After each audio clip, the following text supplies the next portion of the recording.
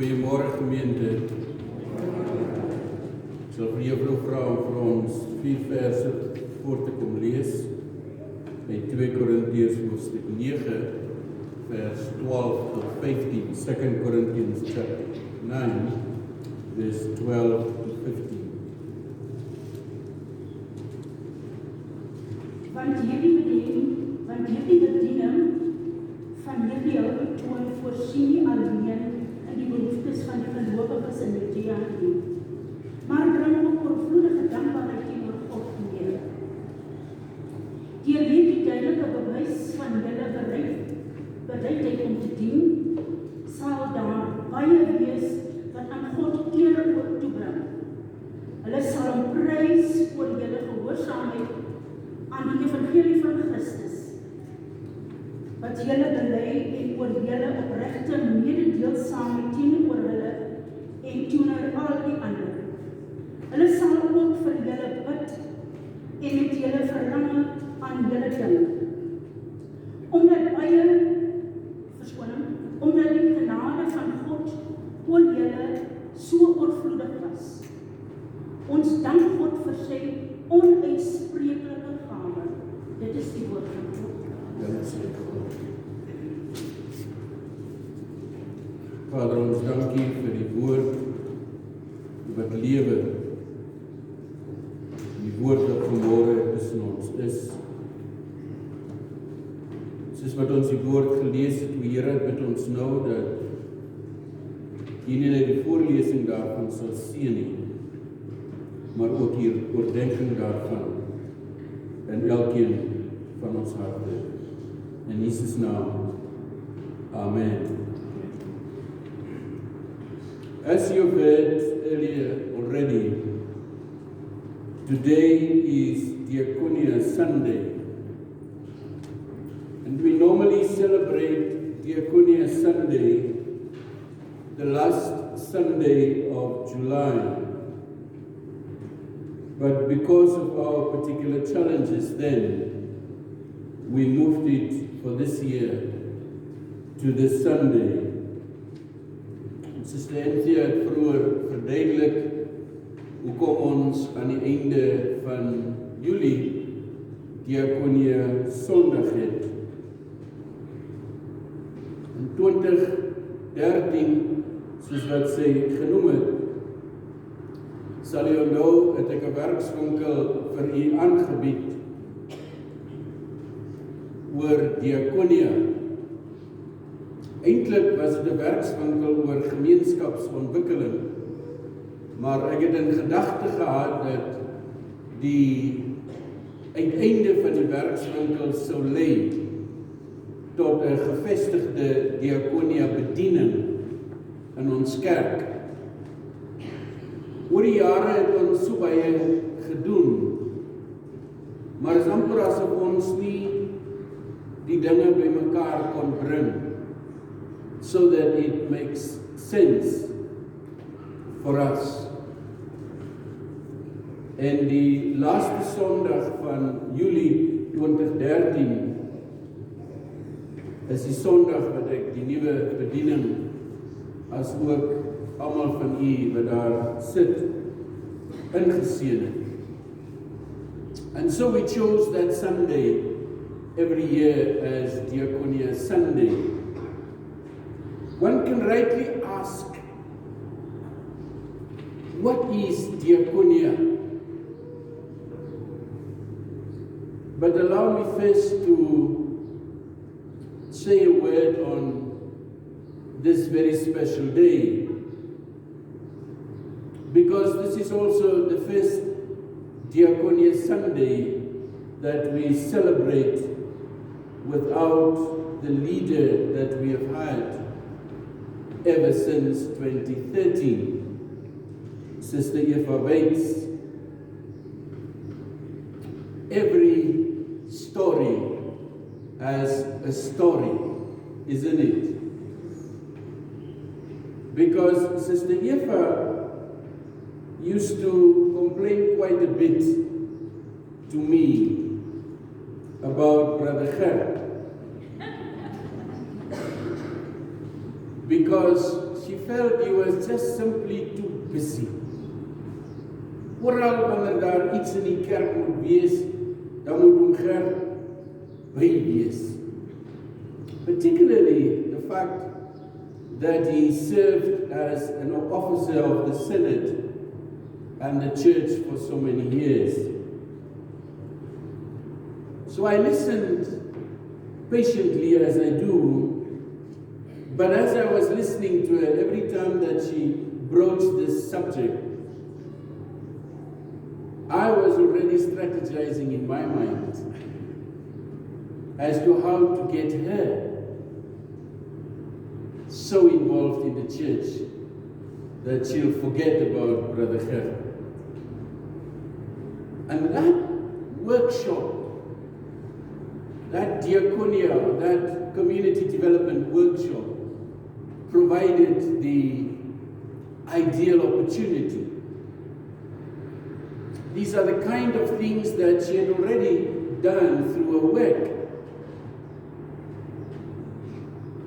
And so at the end of that workshop, we established what we know today as the Diakonia ministry.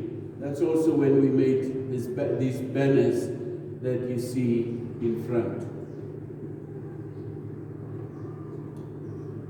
Soos wat Suster Anthea verduidelik het ons die groep in 2 dele geskei. Die eerste een deel het hoofsaaklik gefokus op verslawing, addiction, alcohol addiction, drug addiction. And I've appointed Sister Eva as the leader of that part of our ministry and Brother Reggie Willefeer as a deputy. And then the second part was a more holistic part. Although it focused very much in the beginning on gender-based violence, it also focused on teenage pregnancy.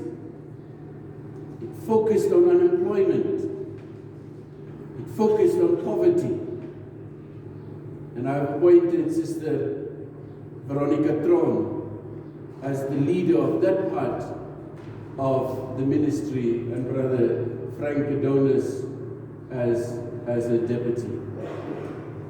And that's how the Diakonia ministry originated. And so Eva then became the leader of the whole ministry. She was good in consulting. I've said this at the funeral already. She would simply come and ask, what can I do?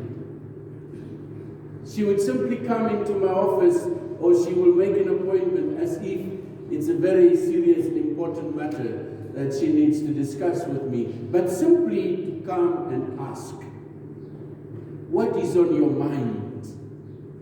What do you want the church to do? And how can we do that? How can we help you in living out this vision that you have? I've encouraged you because by far she's the only one, or maybe she's the best one in terms of that.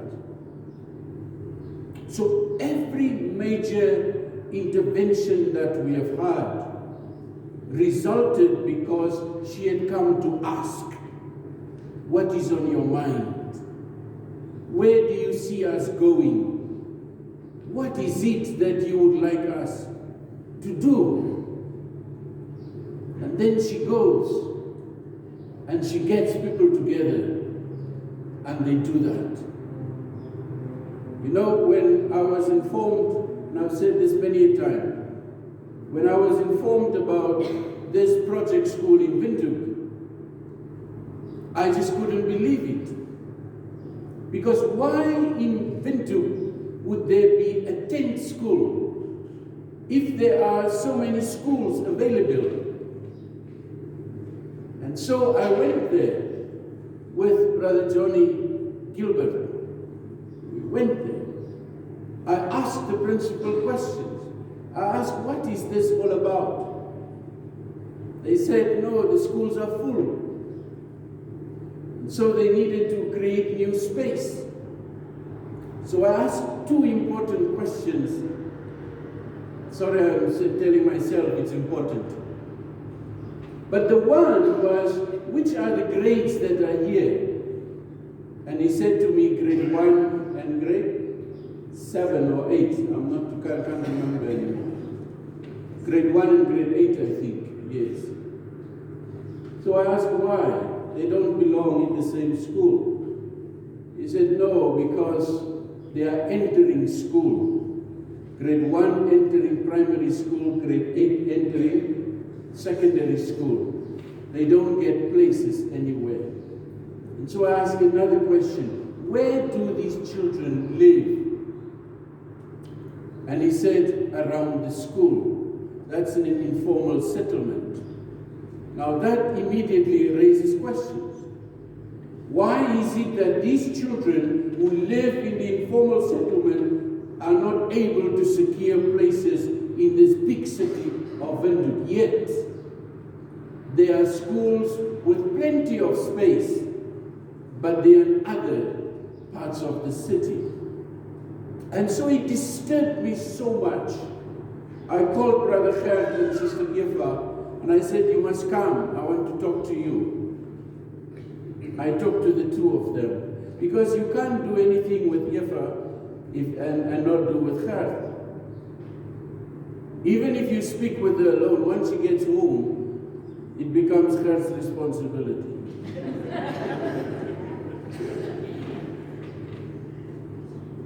And so Uncle Gert and Auntie Eva, they were there. I told them. They listened to my heart. And from that day, a new ministry was born. I marveled to see the whole of the Diakonia ministry going there on a Saturday, spend time, not only with the children of the school, but the children of that community. It left lasting impressions on those children, but also on the parents. We started to feed the children. Ask Brother Gert, with nothing. We were able to feed the whole school. Then we started mobilizing businesses, the government, everyone. And eventually they took over the work that we have started there. For a long time, I wanted us as a church to revive the feeding kitchen. I've posed so many challenges to us to start this feeding kitchen again because of the need in our church, but more importantly in the community. And it was a struggle.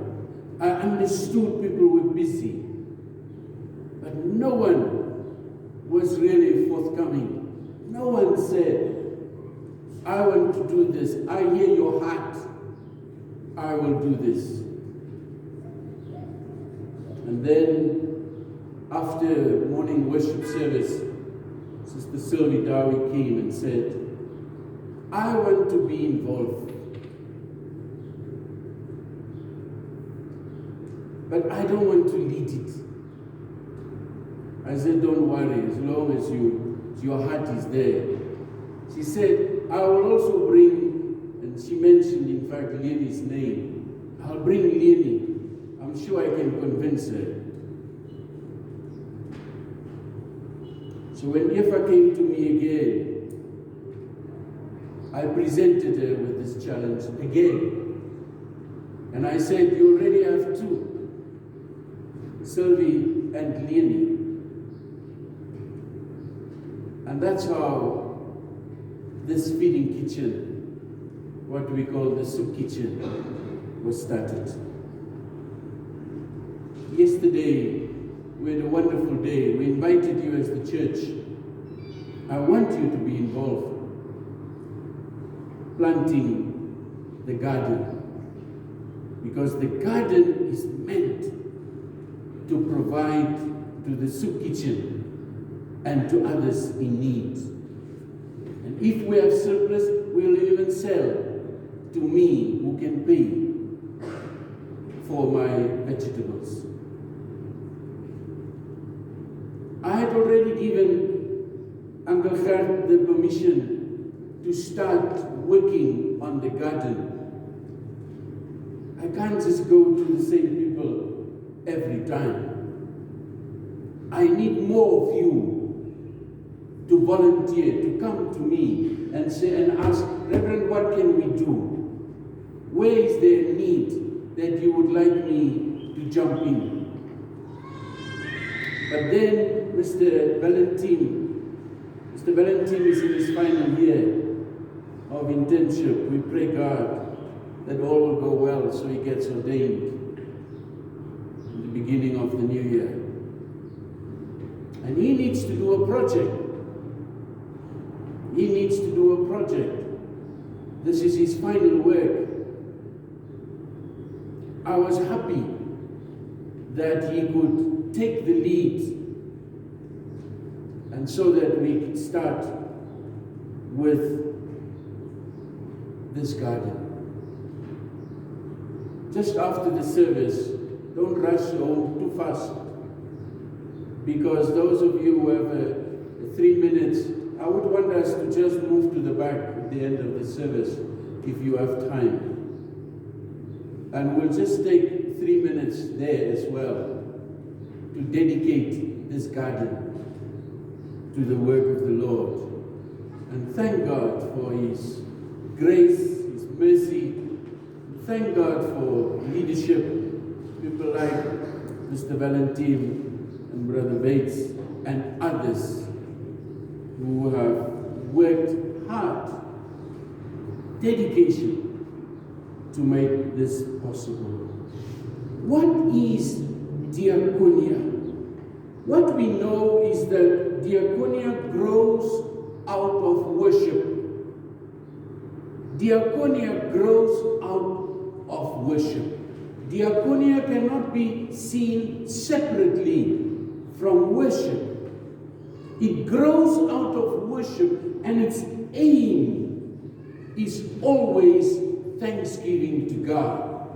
Diakonia work is difficult work because you have to put yourself in the shoes of someone who suffers and someone who is in need. That's not easy. And because it is not easy, it is difficult to sustain Diakonia ministry. You really need dedicated people, because there will be times that you feel, ag, ek het nou eers genoeg gehad. Want 'n mens moet ook sukkel. That's the nature of Diakonia. I'll try and briefly touch on that at the example of Jesus Christ. So it grows out of worship, which means the object of Diakonia is God. Not the people that we see who are in need, but the object of Diakonia is God. Which means whatever, and Jesus says himself, when he tells the story of the king, he says, whoever does this to the least of my brothers, do this unto me. Matthew chapter 25, verse something. Whoever does this to the least of my brothers, do this unto me. The object of Diakonia is worship. When you do something, when you are able to feel the suffering, the need, the want, the difficulty through which people go, your response to them is worship to God. So worship is not just coming together to sing. That's not worship. Worship is everything about God. God is the object of worship, and so Diakonia is worship. But it also comes from thanksgiving to God. We've just read it in 2 Corinthians chapter 2, chapter 9, verse 15. The aim of Diakonia is to say thank you to God, as Jethro has read, for God's indescribable gift of grace. Even what we do are just propelled by grace. So Diakonia is a response to concrete situations of suffering, of need, of injustice, of the fulfillment of the commandment of love, and in all that, an expression of what the church believes and what the church confesses. And what is it that the church believes and that the church confesses? It is simply the grace of God for the healing of this woman. Juffrou Anthea was reg gewees. In the beginning,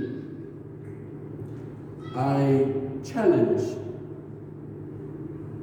the convener quite a bit, because she had this habit of saying, no, those big issues, I leave that to you, Reverend. I will deal with these ones. So that, because you can identify those issues of injustice, and you can do advocacy regarding those issues. But let me do this. I said, no, it can't work like that, because they are all one. But I understood, and so we were able to do that. In fact, every time, it doesn't matter, even, Auntie Regina's place's name? Epfata. Even if it's Epfata, if we go there and we accompany all those who are there, they all suffer from mental challenges. She moves so difficult, yet she takes care of all of them. And as we accompany them, we also have to think of their condition. And so when we come back, even after what we've done, we also have to write to the minister and ask the minister, what are the services, the institutions available to support and to care for these people? What are the kind of support that the government offers and other institutions? We have to challenge them, because we have to transform every situation of injustice into justice. As jy waarlik weet wie God is, as ons waarlik vir God ken, as ons waarlik verstaan wie God is en God se heerlikheid eers begin aanskou, dan kan 'n mens nie anders as om God se liefde, God se genade en ook God se barmhartigheid elke keer raak te sien.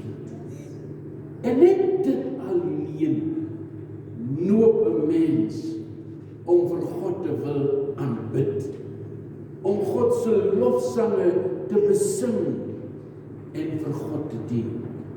So sometimes, maybe it's not even sometimes, maybe our faith is in a crisis. Maybe our faith is in a crisis. Last week, I think it was the team's service, if I'm not mistaken.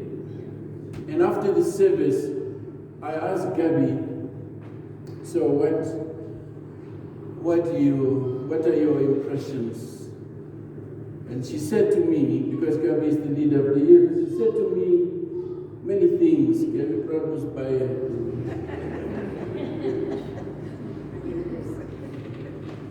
But at the end, she said, it's just amazing how God raises the next generation to serve Him. She was far-sighted. She didn't just see the teens here doing such wonderful things. She saw the church. And I think I posted that comment on our church's Facebook page as well. It's just amazing. So this crisis is a crisis of form religion. That's why we can claim Namibia is 90% Christian. But a Christian is a disciple of Jesus. You can't be a Christian just because, I was baptized in that church, or my parents belong to that church, I went to Sunday school. No. You have to be a disciple of Jesus. I don't know whether we can witness and attest that Namibia consists of disciples of Jesus. I don't think that's true. Omdat God se liefde, God se genade en God se barmhartigheid gemanifesteer word deur God se lyding. And that's where suffering comes in. Not because we want to suffer. It is because God suffered by allowing His Son, Jesus Christ, who was fully God, fully divine, to come and die for our sins on the cross. God suffered. So, if we want to worship God, we have to suffer, share the suffering of Jesus. Jesus, wie op die kruis gesterf het. En daarom kan Jesus sê, nog voordat hulle eens 'n gedagte het aan 'n kruis, sê Jesus, die wie vir my wil volg, neem op jou kruis, nie my kruis nie, jou kruis, en volg my.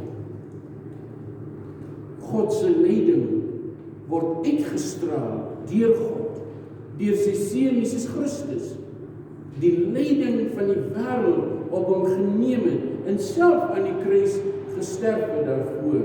En wanneer die mens dus opgeroep word om 'n disipel van Jesus te word, dan word ons eintlik opgeroep om ons kruis op te neem en Jesus Christus te volg. Dit is wat dit beteken om vir God te aanbid, om vir God te dien. I want you to come to worship service every Sunday. I want you to be here every Sunday.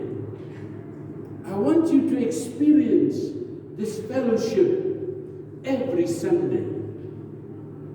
But that's not what it means to take up your cross. To take up your cross means to identify with the suffering of God through the suffering of Jesus.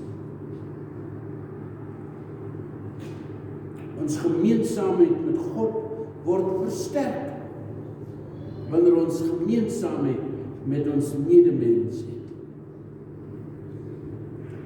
En ons deel raak van die lyding en van die leed van ons medemens. Ons bou aan ons een wees met God en met ons medemens. Nie deur die hele wêreld te wil verander nie, maar net soos die tong, sê Jakobus, die klein dinge binne ons konteks met deernis en met toewyding in die kerk van Christus Jesus. Dink maar aan die verhaal van die goeie Samaritaan. Ons ken hierdie verhaal baie goed, is dit nie waar nie? Samaritaan is op pad van Jerusalem na Jericho. En dan 'n bende rowers oorval die Samaritaan. Hulle stroop hom kaal, hulle rand hom aan, en dan los hulle net so daar, hulpeloos vir die dood. En hierdie is 'n storie wat 'n uitdaging bied aan elkeen van ons op die lewenspad. Dan kan ek vir u sê, net gister het u dieselfde persoon op die pad ontmoet. Het u dit gewoon gesien? Of het u haar gesien? Net gister. Praat nou nog nie van vandag sinne sal nog kom. Maar net gister was u contextueel presies in dieselfde situasie as die verhaal van die barmhartige sanger. So Martin Luther said, there is no need for a Christian to invent good work. He says, there is no need for a Christian to invent good work. It comes to us in the form of everyday challenges. Christian faith is a living faith. It's not a faith that we just read in books, of waar ons net verse quoteer, of agter enige ding aanhardloop. No. Luther says, there is no need for a Christian to invent good work.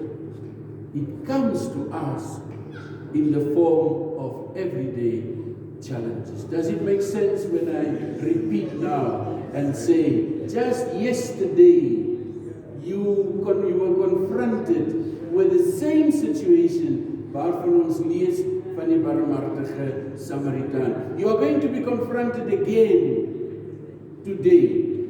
Ons weet net nie wie, waar en in watter opsig nie. But each one of us, if we proclaim that God is God, and I'm a disciple of Jesus Christ, I will be confronted by that. Ek moet klaarmaak, is dit nie waar? The grace of God is a free gift. That's what Corinthians just told us. The grace of God is a free gift. And that is why Diakonia always have to be generous and unconditional. No strings attached. No, ek sal vir jou help maar when jy kerk toe kom nie. Then it's no longer Diakonia.